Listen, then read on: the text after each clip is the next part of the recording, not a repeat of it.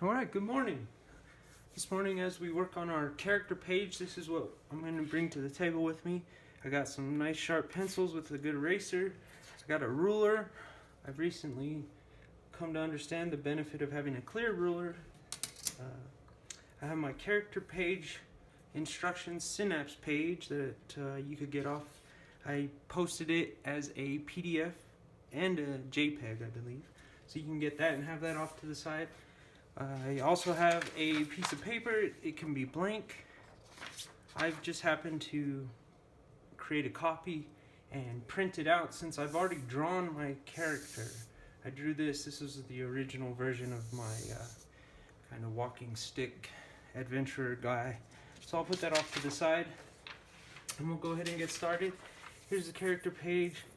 So the first thing I'm going to do is I'm going to review the 12 archetypes of Carl Jung, and there's a link there. It should take you to that video, and you can kind of get an idea of what archetype you may want to create. And again, you can blend archetypes and you can create your own. So I'm going to choose my archetype, and I am going to call him the Adventurer. I'm not sure if that's how you spell it, but we'll go with it for now. The Adventurer. Alright, next I would draw my avatar. This is what your character would look like. My guy's already there. I've already done the drawing, but I'm going to outline it. So you keep going. Just get him some depth. It's a little... And you can create avatars that are not people. They can be any kind of object that you can give life to. And this is how we're going to keep track of our accomplishments and our achievements throughout the class. And you will receive a grade for this page. So you want to make sure you're keeping it up to date and accurate. And when we're finished, you'll have a record of all the things that we've learned and all the things that you've learned well enough to receive an achievement block, as we'll come to call them. So there's my avatar. I have my archetype or title for my character, and then I have my image. And you can draw a stick figure. You could print something out in that position on a blank page if you cut and paste something. Feel free to do anything you want in that section there. That is yours to work with as you see fit.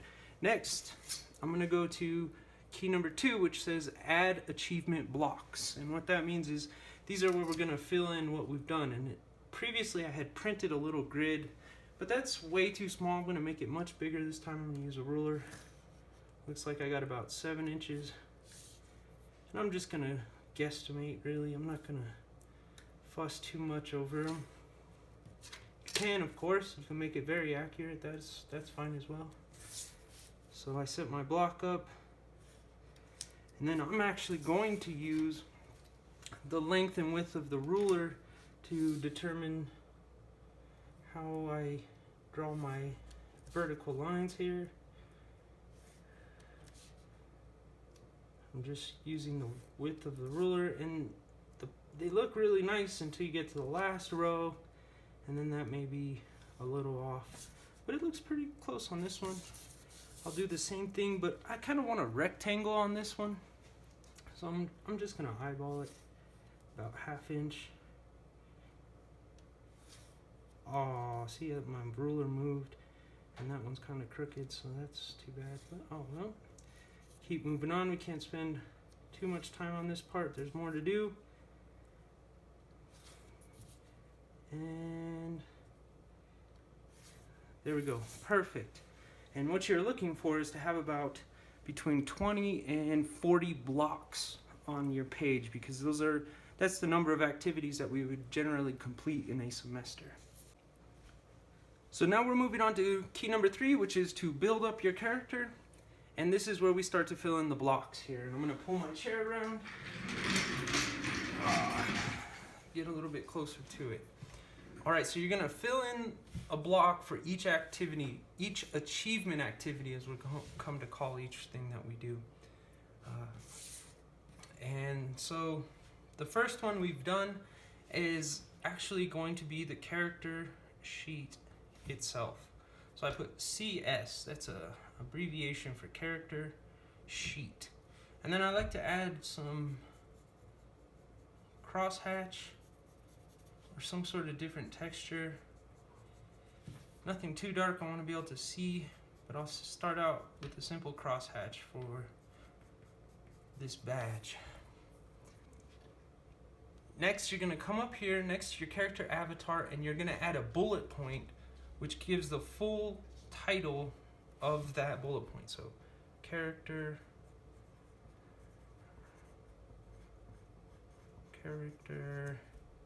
sheet. Alright.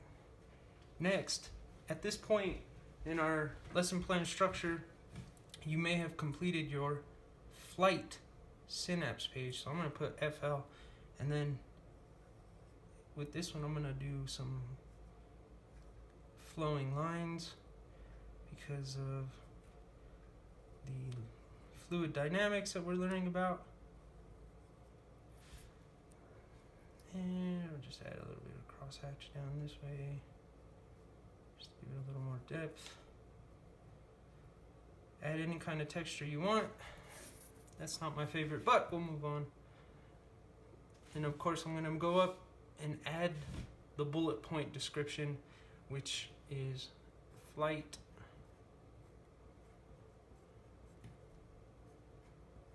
synapse page. Alright, and then we may have one more by this time. Some of you may have completed the first step in the science of origami lesson, which was the box. So I'm going to put BX here, and then see, I can change up the texture so it reflects the activity itself. And I'm going to put a bunch of boxes here, so just kind of jog your memory too as to what it is that you were marking down on your sheet. So the box, I'm going to emphasize the text, come up here next to my avatar, and I'll fill in the activity bullet point. So I'll just put in parentheses the box. Hopefully we know what we're talking about later on. Alright, now that's the beginning of our character sheet. Remember to be creative here in the middle when you're drawing your avatar and you're coming up with your archetype. This is meant to represent you as we go through this course. And you're going to be spending a lot of time with it, so make sure you come to like it or draw something that you do like. Alright, good job.